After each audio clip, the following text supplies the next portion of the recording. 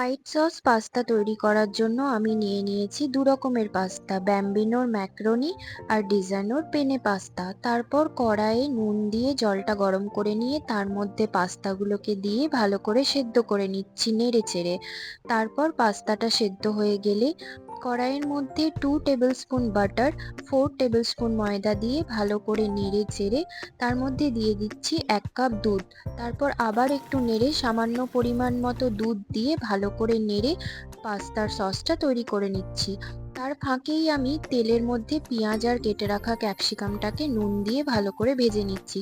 তারপর সসটা একটু হয়ে এলে তার মধ্যে অরিগ্যানো, চিলি ফ্লেক্স দিয়ে সসটাকে আবার একটু ফুটিয়ে নিচ্ছি। তারপর ভেজে রাখা পেঁয়াজ, ক্যাপসিকাম আর লঙ্কা গুঁড়ো দিয়ে পাস্তাটাকে ওটার মধ্যে দিয়ে ভালো করে মিক্স করে নিচ্ছি। তারপর আমুলের প্রসেস চিজকে ওপর থেকে দিয়ে মেল্ট হতে দিচ্ছি আর তৈরি হয়ে গেছে হোয়াইট সস পাস্তা।